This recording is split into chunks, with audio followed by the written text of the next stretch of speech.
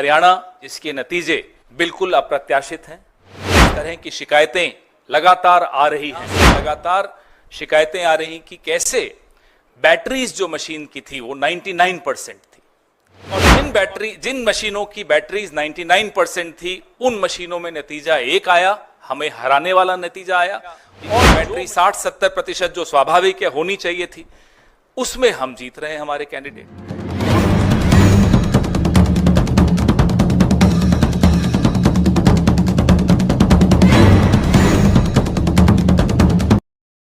हर चुनाव महत्वपूर्ण होता है, ऐतिहासिक होता है और जीतने वाले और हारने वाले सबके लिए कुछ न कुछ वो सिखा कर जाता है।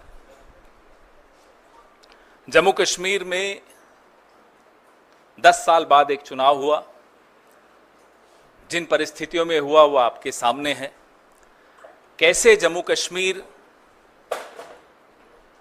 को बेइज्जत किया गया, राज्य का दर्जा छीना गया, वो आपके सामने है। और कैसे केंद्र सरकार ने रूल बाय प्रॉक्सी अपने लेफ्टिनेंट गवर्नर के माध्यम से किस तरह से जम्मू कश्मीर में भ्रष्टाचार, कैसे वहाँ के स्थानीय नागरिकों की न सुरक्षा का ध्यान रखा, न रोजगार का ध्यान रखा।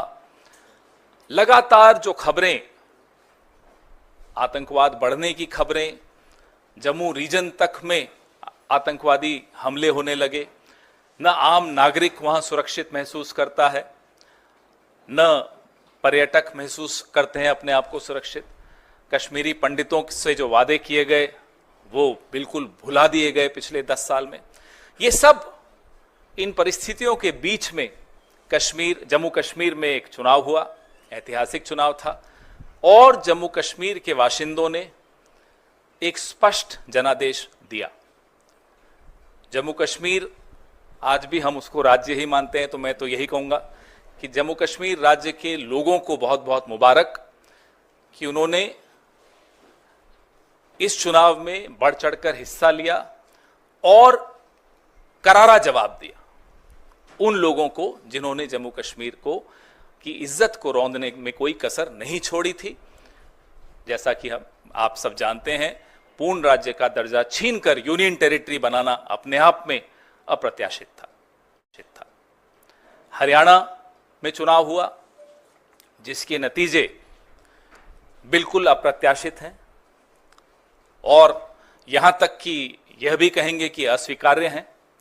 जिस तरह की शिकायतें लगातार आ रही हैं, अभी हम जयराम रमेश जी और मैं जिस कमरे में बैठे थे वहां भी लगातार शिकायतें, हमारे नारनौल के कैंडिडेट राव नरेंद्र सिंह हो गए या पानीपत के कैंडिडेट हो गए, 3 जिलों से, हिसार, महेंद्रगढ़, पानीपत, यहां से लगातार शिकायतें आ रही कि कैसे बैटरीज जो मशीन की थी वो 99% थी और जिन मशीनों की बैटरीज 99% थी उन मशीनों में नतीजा एक आया, हमें हराने वाला नतीजा आया, और जो मशीनें नहीं, जिनको छेड़ा गया, जिनकी बैटरी 60-70% जो स्वाभाविक है होनी चाहिए थी, उसमें हम जीत रहे हैं हमारे कैंडिडेट।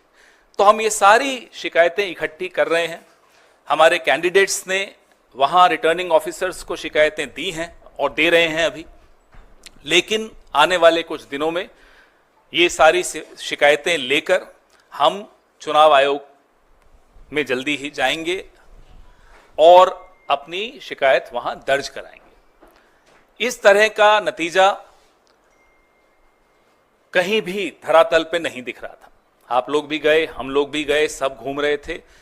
कोई ये नहीं मान सकता कि हरियाणा में इस तरह का अप्रत्याशित नतीजा आएगा। हम सब अचंभित हैं। ये अगर एक लाइन में इसको कहा जाए तो ये तंत्र की जीत है और लोकतंत्र की हार है। हम इसे स्वीकार नहीं कर सकते। ऐसे ही निष्पक्ष खबरों को देखने के लिए हमारे चैनल को सब्सक्राइब करें और बेल आइकन को प्रेस करें।